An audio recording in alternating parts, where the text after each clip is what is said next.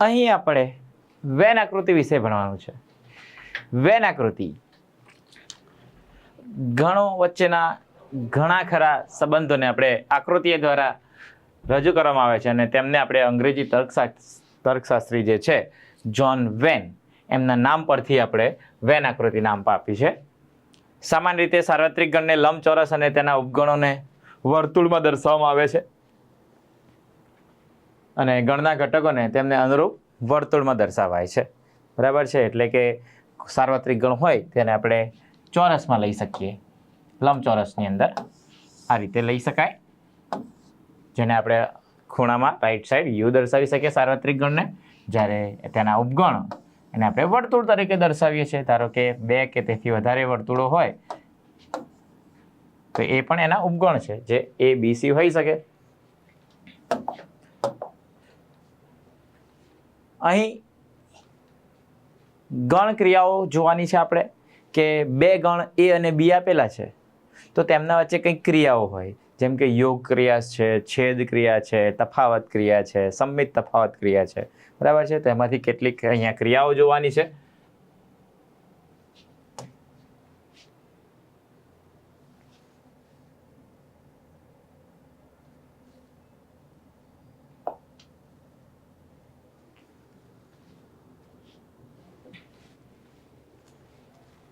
અહીં ગણ ક્રિયાઓ. યોગ ગણ.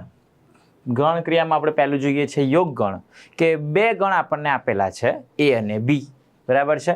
અને એ બંનેમાં આપણે એવો x ઘટક લેવાનો છે કે જે કાં તો પહેલા ગણમાં હોય એટલે કે A ગણમાં હોય અથવા B ગણમાં હોય. એટલે બેમાંથી એક ગણમાંના ઘટક હોય તેવા આપણે દરેક ઘટક લેવાના કે જેને આપણે A યોગ B તરીકે દર્શાવી શકાય. બરાબર છે. તો અહીં ધારો કે A અને B કોઈ ગણ છે, A અને B નો યોગ ગણને એટલે કે યુનિયન સેટ કરીએ. યોગ ગણને આપણે યુનિયન ગણ કહેવાય, યુનિયન સેટ કહી શકાય.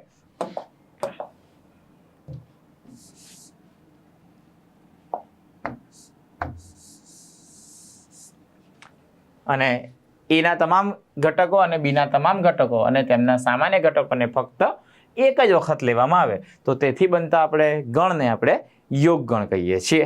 બરાબર છે. તો 2 ગણનો યોગ ગણ કહેવાય, જેને આપણે યુ વડે દર્શાવીએ છીએ. ઉપયોગ થાય છે યુ વડે, એટલે યુને આપણે આ રીતે દર્શાવી શકીએ. બરાબર છે. અને સાંકેતિક રીતે A તથા B ના યોગ ગણ માટે આપણે A યોગ B લખીએ છીએ.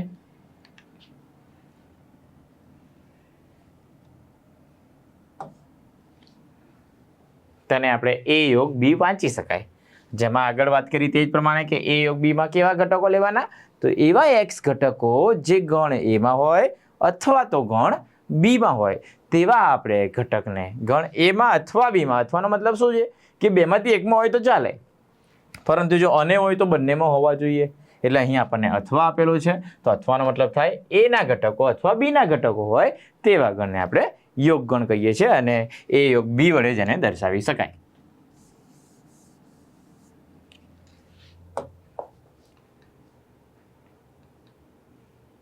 અહીં આપણે યોગ ક્રિયાના કેટલાક ગુણધર્મો પણ છે.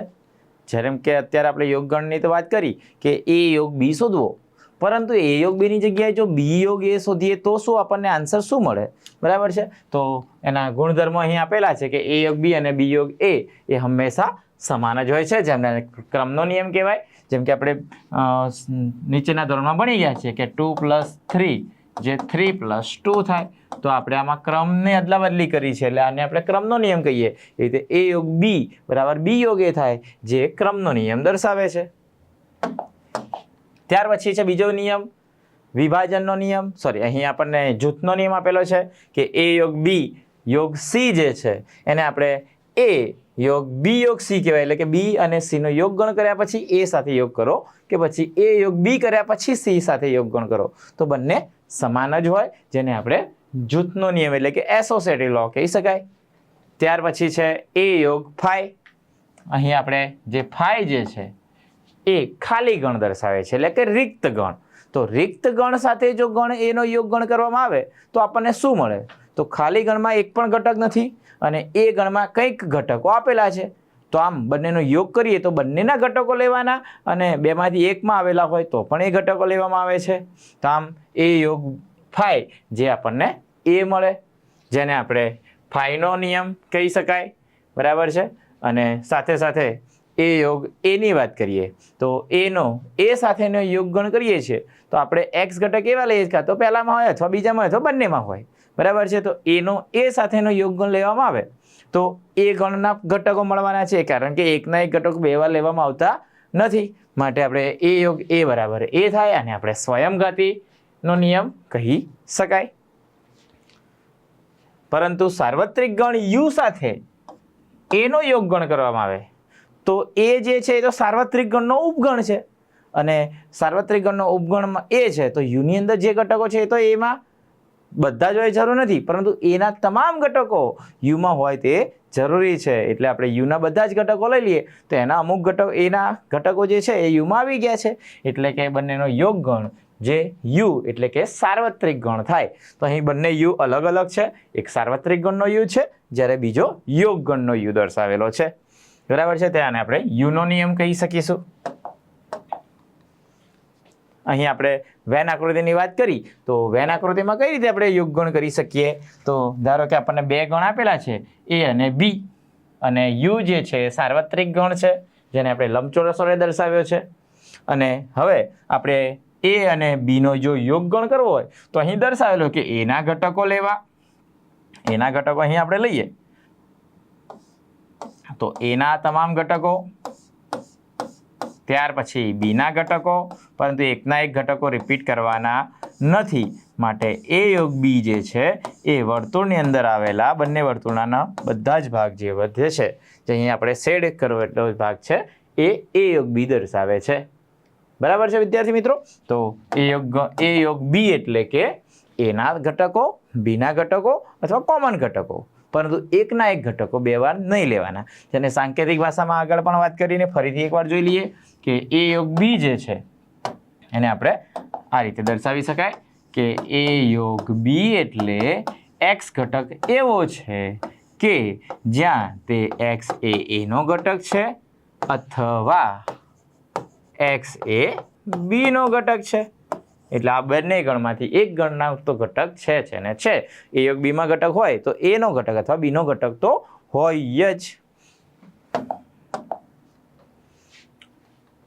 આગળ જોઈએ નવી ક્રિયા છેદ ક્રિયા, બરાબર છે. તો જેમ આપણે યોગ ક્રિયાની અંદર શું હતું કે એના ઘટકો બીના ઘટકો તો કોમન ઘટકો હોય, એ કોઈ પણ ઘટકો હોઈ શકે, પણ એ અને બીની બહારના ઘટકો હોવા ન જોઈએ, બરાબર છે. એક્સ છે એ યોગ બીની અંદર આવેલો છે, એનો મતલબ કે એનો ઘટક છે અથવા બીનો ઘટક છે, પરંતુ છેદ ક્રિયાની વાત છે એટલે કે છેદ ગણ કરીએ છીએ જેને આપણે ઊંધા યુ વડે દર્શાવી શકીએ, તો એમાં આપણે બંને ગણમાં આવેલા હોય તેવા જ કોમન ઘટકો લેવાના, સામાન્ય ઘટકો લેવાના હોય છે, બરાબર છે. તો અહીં એ છેદ બી એ કેવી રીતે શોધી શકાય, તો ગણ એ અને બી નો છેદ ગણ એટલે કે ઇન્ટરસેક્શન સેટ એટલે એ અને બી બંને ગણના તમામ સામાન્ય ઘટકો, કોમન ઘટકોની વાત છે, બરાબર. તો એનાથી બનતા ગણને આપણે કહીએ છીએ છેદ ગણ, બરાબર છે. તો બે ગણનો છેદ ગણ એ બંનેમાં હોય સામાન્ય ઘટકો તેવા ઘટકોનો ગણ છે, જેને આપણે સંકેતમાં ઊંધો યુ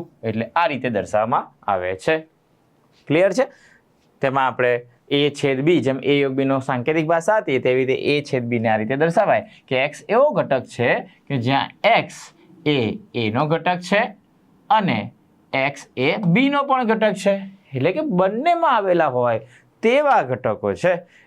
એક્સ જે છે એ અને બીમાં બંનેમાં હોવો જોઈએ, કોઈ એકમાં હોય તો એ છેદ બીમાં ન હોય, કારણ કે વ્યાખ્યા જ કીધી કે સામાન્ય ઘટકોની વાત છે, એ અને બી બંનેમાં હોય તેવા, બરાબર છે. તો એ છેદ બીમાં એનો ઘટક એક્સ હોવો જોઈએ અને બીનો પણ ઘટક હોવો જોઈએ, અને વાંચી શકાય એ છેદ બી. તેના કેટલાક ગુણધર્મો જેમ આપણે યોગગણના ગુણધર્મો જોયા તેવી રીતે છેદગણના પણ અહીં ગુણધર્મો છે અને સાથે સાથે વેન આકૃતિ પણ છે. તો વેન આકૃતિ આપણે સમજી લઈએ કે ગણ એ જેને વર્તુળ વડે દર્શાવ્યો છે, ગણ બી ને પણ વર્તુળ વડે દર્શાવેલો છે, ત્યારે લંબચોરસ જે છે તો સાર્વત્રિક ગણ દર્શાવે છે.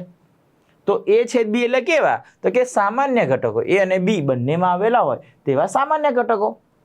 તો અહીં એ અને બી નો સામાન્ય ભાગ અહીં દેખાય છે કે આ જે છેદ ગણ છે એ આપણને આ મળે, બરાબર છે. કોમન ભાગ જે છેદ આચ્છાદિત ભાગ જે તમને દર્શાવે છે એ આપણો એ છેદ બી મળે, જ્યારે યોગ ગણની વાત હતી તો એના તમામ ઘટકો, બીના તમામ ઘટકો, પરંતુ એકના એક ઘટકો બે વાર નહીં લેવાના, બરાબર. તો એ યોગ ગણ હોય. જ્યારે છેદ ગણમાં બંનેમાં આવેલા હોય તેવા ઘટકોનો ગણ છે.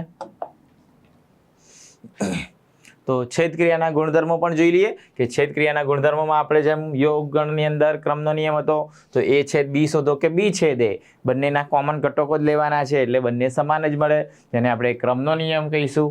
એને આપણે કોમ્યુટેટિવ લો પણ કહી શકાય.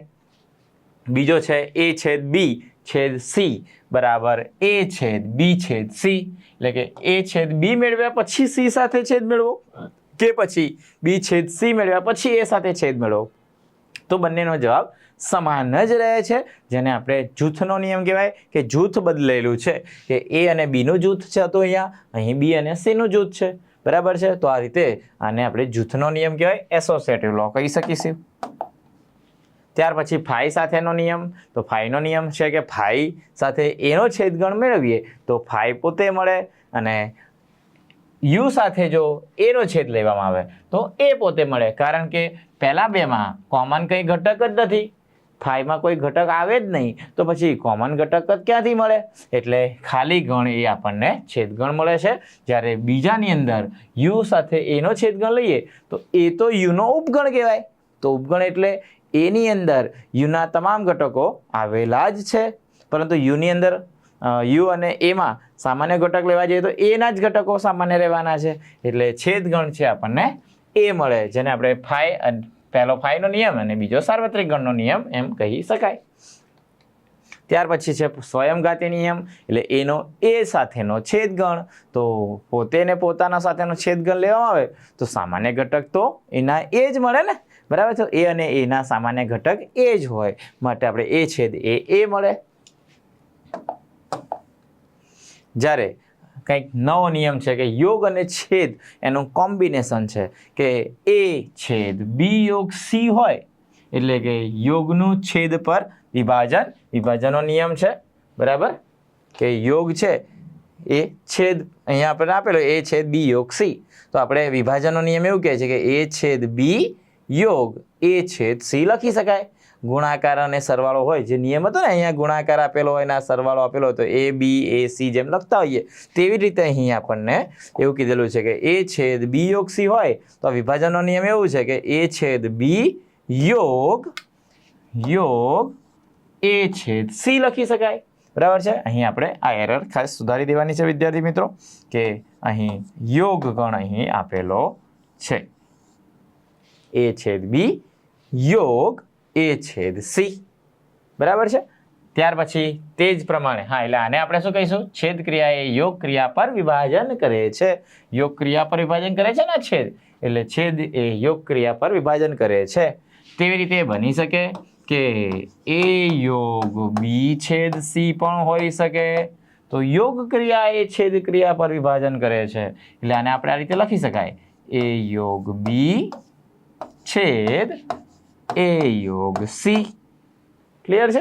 તો બંને વિભાજનના જ નિયમો છે, પરંતુ પહેલો જે છે છેદ ક્રિયા જે છે એ યોગ ક્રિયા પર વિભાજન કરે છે અને બીજામાં યોગ ક્રિયા એ છેદ ક્રિયા પર વિભાજન કરે છે, એટલે બંને સ્ટેટમેન્ટ આપણે યાદ રાખવાના છે વિદ્યાર્થી મિત્રો.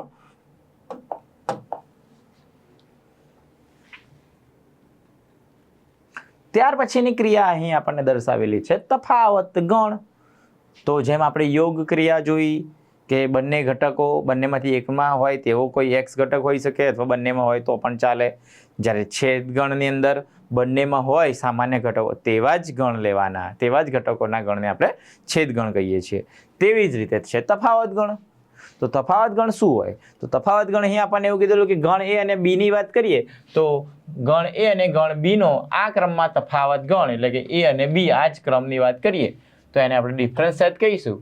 એટલે કે ગણ બીમાં ન હોય તેવા ગણ એના ઘટકોથી બનતા ગણને આપણે તફાવત ગણ કહીએ છીએ, જેને સાંકેતિક રીતે એ માઇનસ બી લખાય.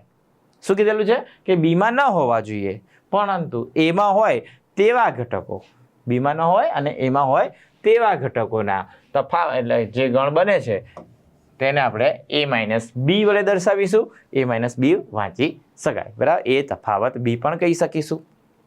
તો સાંકેતિક ભાષામાં કઈ રીતે લખીશું? તો સાંકેતિક ભાષામાં લખવું હોય તો એમ લખી શકાય કે a minus B, a minus B એટલે કે x એવો ઘટક કે જ્યાં x એ a નો ઘટક છે પણ x એ b નો ઘટક નથી. તો આવા જે ગણને ઘટકો છે એના બનતા ગણને આપણે તફાવત ગણ કહીએ છીએ. ક્લિયર છે? x એ એમાં હોય પણ બીમાં ન હોય તો તેવા ઘટકોથી બનતા ગણને આપણે તફાવત ગણ કહીએ છીએ. પરંતુ આ a માઇનસ બી છે, આની જગ્યાએ આપણને b માઇનસ એ આપેલો હોય તો x એ b નો ઘટક છે પણ x એ a નો ઘટક ન હોવો જોઈએ. તો આવા ગણને બનતા ગણને, બરાબર, આવા ઘટકોથી બનતા ગણને આપણે b માઇનસ એ આ પણ તફાવત જ દર્શાવે છે એવું કહી શકાય. તો વેન આકૃતિમાં પણ એવું દર્શાવેલું છે કે a માઇનસ બી ની વેન આકૃતિ છે તો લંબચોરસ સાર્વત્રિક ગણ છે ને સર્કલ એટલે કે વર્તુળમાં આપેલા ગણ જે છે તે ગણ એના સાર્વત્રિક ગણના ઉપગણો છે. બરાબર છે? તો અહીં આપણે a અને b ની વાત કરી તો a માઇનસ બી માટે શું હોય તો કે a માંથી b ના જે ઘટક છે એને દૂર કરવાના. એટલે ફક્ત a પણ વાંચી શકાય આને. અને a અને b ગણની વાત કરતા હોય તો આને આપણે ફક્ત a કહેવાય. બંનેમાં હોય તેવા ઘટકો દૂર કરી દેવાના. શેમાંથી? તો કે પહેલા ગણમાંથી. હવે ધારો કે આની જગ્યાએ b માઇનસ a પૂછ્યું હોય તો ફક્ત b કહીશું તો ફક્ત b એટલે આ જ ભાગ મળે. ફક્ત b નો જ ભાગ, a નો ભાગ લેવાનો નથી.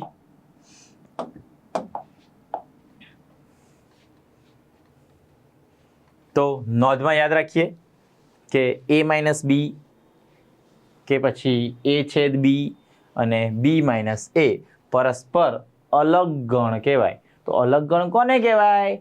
તો જે ગણમાં બે ગણો આપેલા છે અને બંને ગણોનો છેદ ગણ જો ખાલી ગણ થાય એટલે કે ફાઈ મળે તો આપણે તેવા ગણોને આપણે અલગ ગણ કહીએ છીએ. એટલે ધારો કે માની લો કે પહેલો x ગણ છે, પહેલો ગણ છે x ગણ છે, a છેદ b છે y છે અને b માઇનસ c એ z છે.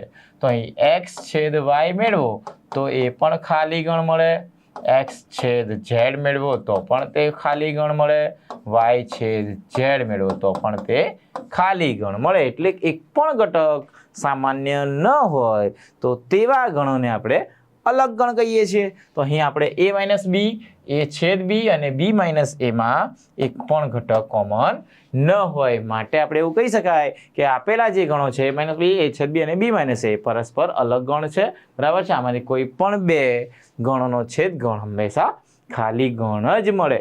ક્લિયર છે? યસ. જેમ કે અહીં આપણે વેન આકૃતિમાં દર્શાવેલું છે કે a છેદ બી એટલે આ કોમન ભાગ, a માઇનસ બી એટલે ફક્ત a વાળો ભાગ, b માઇનસ એ એટલે ફક્ત b વાળો ભાગ. ક્લિયર છે? તો આમ ત્રણેયમાંથી કોઈ પણ ઘટકમાં સામાન્ય ઘટક મળે નહીં. ધારો કે આ બંનેમાં કોઈ સામાન્ય નથી, આ બંનેમાં કોઈ સામાન્ય નથી, આ બંનેમાં પણ કોઈ ઘટક સામાન્ય નથી. બરાબર છે? બંનેનો કલર અહીં મિક્સ થતો નથી. એટલા માટે અહીં જે ત્રણ ગણ આપેલા છે માઇનસ બી, એ છેદ બી અને b માઇનસ એ પરસ્પર અલગ ગણ છે તેમ કહી શકાય.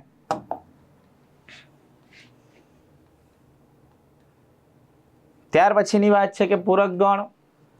તો પૂરક ગણ પણ તફાવત ગણ જેવો જ છે પણ ફરક એટલો છે કે a અને b ગણો એટલે કે સાર્વત્રિક ગણના ઉપગણો વચ્ચે નહીં પરંતુ સાર્વત્રિક ગણ અને તેનો કોઈ પણ એક ઉપગણ લેવાનો હોય છે. બરાબર છે? તો પૂરક ગણ શું કહેવાય? તો ધારો કે u એ સાર્વત્રિક ગણ છે અને a એ u નો ઉપગણ છે. એટલે કે કોઈ ઉપગણ લેવાનો છે અને એક સાર્વત્રિક ગણ લેવાનો છે. તો આ બંને માટે ગણ એમાં ન હોય અને યુના તમામ ઘટકોથી બનતા આપણે ઘટકોના ગણને એનો પૂરક ગણ એટલે કે કોમ્પ્લિમેન્ટ ઓફ સેટ એ કહે છે. જેમ આપણે a માઇનસ બીમાં શું હતું કે એમાં હોય પરંતુ બીમાં ન હોય તેવા ઘટકોથી બનતા ગણને આપણે a માઇનસ બી એટલે કે a અને b નો તફાવત ગણ કહીએ છીએ.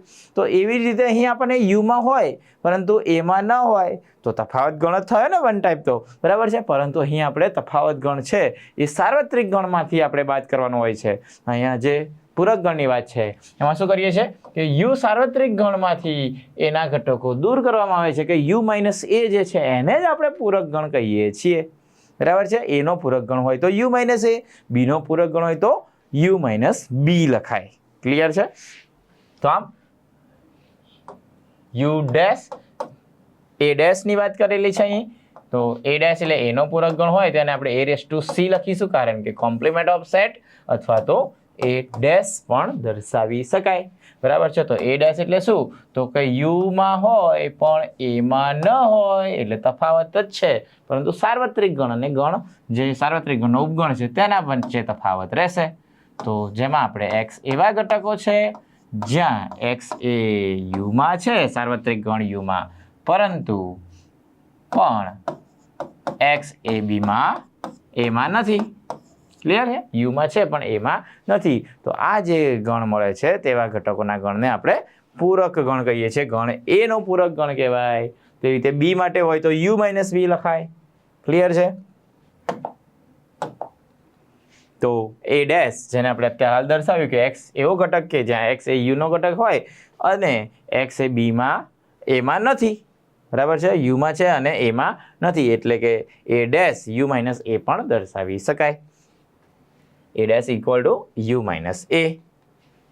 પૂરક ગણના ગુણધર્મો, તો પૂરક ગણના ગુણધર્મો થોડાક જ છે કે એ અને તેના પૂરક ગણ એ ડેશ એટલે કે એ રેસ ટુ સી ની વાત કરો કે એ ડેશ કહીએ તો તેમનો યોગ ગણ હંમેશા યુ જ મળે. બરાબર છે? એ આપણે આગળ દાખલામાં પણ ઘણી વખતે જોઈશું કે આના દાખલામાં પૂરક ગણની વધારે માહિતી મળવાની છે. તો આપણી ડેલ્ટા ઈ હબ ચેનલ પર તમને આપણી પૂરક ગણ વિશેના બધા દાખલા મળી જશે. તો એ યોગ એ ડેશ એટલે કે એનો તેના પૂરક ગણ સાથેનો યોગ ગણ કરીએ તો તેનો યોગ ગણ યુ મળે, સાર્વત્રિક ગણ યુ. જ્યારે એનો તેના પૂરક ગણ સાથેનો છેદ ગણ કરીએ તો એ હંમેશા ખાલી મળે, કારણ કે પૂરક ગણની વ્યાખ્યા જ હતી કે યુમાં હોય પરંતુ એમાં ન હોય તેવા ઘટકોથી બનતા ગણને આપણે પૂરક ગણ કહીએ છીએ. એનો પૂરક ગણ કહેવામાં આવે છે. તો એમાં નથી અને એ ડેશમાં છે તો એ બંનેના ઘટકોમાં સામાન્ય ઘટક કઈ ના મળે, તો છેદ ગણ 5 મળે. ક્લિયર છે? ત્યાર પછી દ મોર્ગનનો નિયમ, એમાં પણ પૂરક ગણના જ ગુણધર્મોનો ઉપયોગ થાય છે. તો દ મોર્ગન જે આપણે ગણિતશાસ્ત્રી છે તેને આ નિયમ બહાર પાડ્યા હતા કે એ યોગ બી નો હોલ ડેશ એટલે કે એ યોગ બી નો પૂરક ગણ મેળવીએ તો એનો પૂરક ગણ છેદ બી નો પૂરક ગણ બરાબર જ થાય. તેવી રીતે એ છેદ બી નો હોલ પૂરક એટલે કે આખાનો પૂરક ગણ મેળવીએ તો એ ડેશ યોગ બી ડેશ થાય. એટલે અલગ અલગ પૂરક ગણ મેળવ્યા પછી યોગ ગણ કરીએ તેના બરાબર જ હોય. બરાબર છે? તો આપણને દાખલાની અંદર એવું પૂછી શકાય કે ગણ એ અને બી આપેલા હોય અને એવું કહેશે કે દ મોર્ગનનો નિયમ ચકાસો. તો આપણને ખ્યાલ હોવો જોઈએ દ મોર્ગનનો નિયમ કે એ યોગ બી નો હોલ ડેશ બરાબર એ ડેશ છેદ બી ડેશ થાય, જ્યારે એ છેદ બી નો હોલ ડેશ એ ડેશ યોગ બી ડેશ થશે.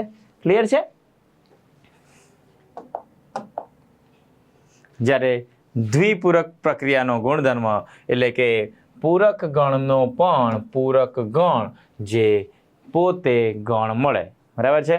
એ ડેશનો પણ ડેશ એટલે ગણ પોતે મળે.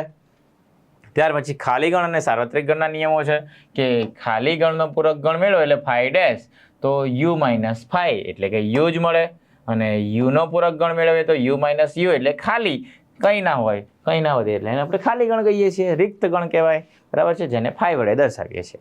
બરાબર છે? ચલો આગળ વધીએ કે બે ગણના યોગગણ અને છેદગણ પરના વ્યવહારિક કૂટ પ્રશ્નો. તો એના માટેના કંઈક સૂત્રો પણ છે.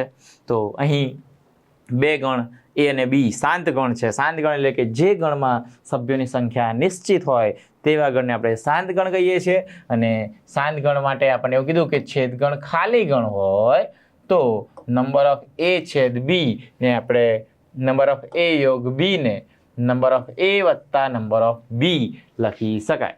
બરાબર છે? આ સૂત્રો વ્યવહારિક કૂટ પ્રશ્નોમાં આપણને કામ આવવાના છે કે એ યોગ બી શોધવો છે એટલે એ અને બીના તમામ ઘટકો કેટલા હોય તો એના ઘટકો વત્તા બીના ઘટકો હોય, પણ શરત એટલી કે એ છેદ બી જે છે એ ખાલી હોવો જોઈએ, 5 હોવો જોઈએ, તો જ આ સૂત્ર મળે.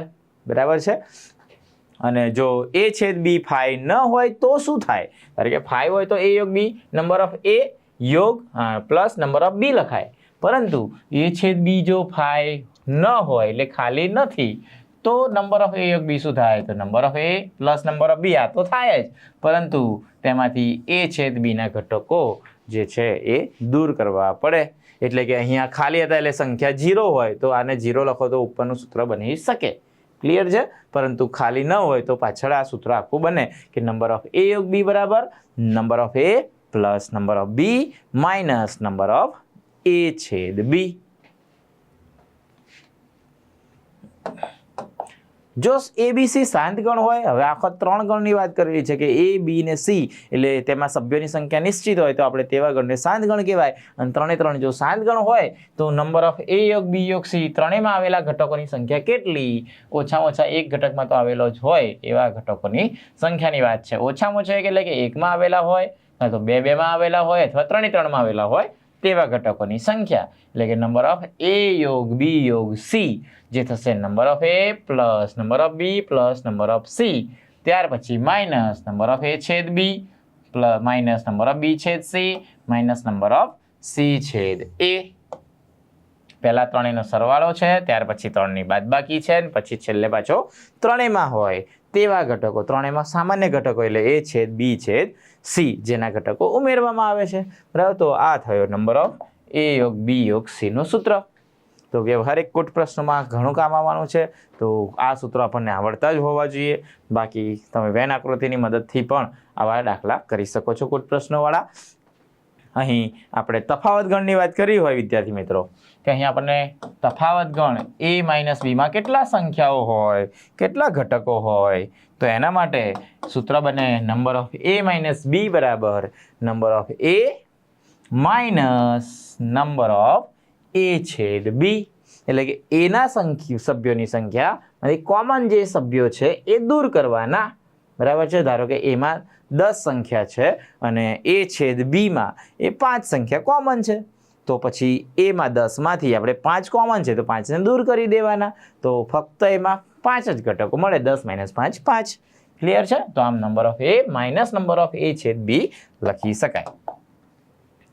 તો number of A minus B અને આ પદ માઇનસ જે હતું એને આપણે ડાબી બાજુ લાવો એટલે પ્લસ નંબર ઓફ એ છેદ બી, ફક્ત એ અને નંબર ઓફ એ છેદ બી એનો ઉમેરો કરવામાં આવે તો તે નંબર ઓફ એ એટલે એના ઘટકો મળે. જેમ કે વેન આકૃતિ તમને દર્શાવું કે એ માઇનસ બી એટલે ફક્ત એ, પરંતુ એમાં એ છેદ બીના ઘટકો ઉમેરવામાં આવે તો આપણને ગણ એ મળે છે. ક્લિયર છે બધાને? તેવી જ રીતે આપણને નંબર ઓફ એ ડેશ યોગ બી ડેશ જો શોધવાનો કીધેલો હોય તો પછી એના માટે આપણે એવું કહી શકાય કે દ માર્ગોનો નિયમ મુજબ આપણે હોલ ડેશ કરી શકીએ કે એ છેદ બી નો હોલ ડેશ જે છે દ માર્ગોનો નિયમ એવું કહે છે કે એ ડેશ યોગ બી ડેશ લખાય. તો આપણે એ ડેશ યોગ બી ડેશ આપેલો હોય તો એને એ છેદ બી નો હોલ ડેશ લખીશું. અને હોલ ડેશ એટલે કે આપણે એ માઇનસ બી જેવું કામ કરે છે તો નંબર ઓફ યુમાંથી એ છેદ બીના ઘટકો બાદ કરવા. બરાબર છે? તો આમ નંબર ઓફ એ ડેશ યોગ બી ડેશ એટલે કે નંબર ઓફ એ છેદ બી નો હોલ ડેશ જેને આપણે સૂત્ર દ્વારા દર્શાવાય number of U minus number of A છેદ બી. તો આમ ઘણા બધા સૂત્રો કામના છે. આપણે JEE દાખલા અને બોર્ડના આપણે જે રેગ્યુલર સ્કૂલના લેવલે એક્ઝામમાં હોય છે તેમાં પણ આ સૂત્રો કામ આવવાના છે. તો દરેક મિત્રો આપણે આની તૈયારી કરી શકે છે. ત્યાર પછી તેના જેવું જ સૂત્ર છે કે એ ડેશ છેદ બી ડેશ હોય તો દ માર્ગનો નિયમ મુજબ એ યોગ બીનો હોલ ડેશ લખાય. અને હોલ ડેશ દૂર કરો તો યુમાંથી એ યોગ બીના ઘટકો દૂર કરવાના. બરાબર છે? તો આ એક યાદ રાખો એટલે બીજો તમને એના પરથી જ યાદ રહી શકે છે. કૂટ પ્રશ્નોમાં અથવાર શબ્દનો ઉપયોગ યોગ ગણ તરીકે અને શબ્દનો ઉપયોગ છેદ ગણ તરીકે કરવામાં આવે છે. એટલે એવું કહેવામાં આવે કે બે એ ગણના ઘટકો અથવા બી ગણના ઘટકો એટલે આપણે એમ સમજવાનું એ યોગ બી, અને એમ કે એ અને બી બંને ગણના ઘટકો તો સમજવાનું છેદ ગણ એટલે એ છેદ બી. આવા કૂટ પ્રશ્નોમાં આ રીતે આપણે ધ્યાન રાખવાનું રહેશે.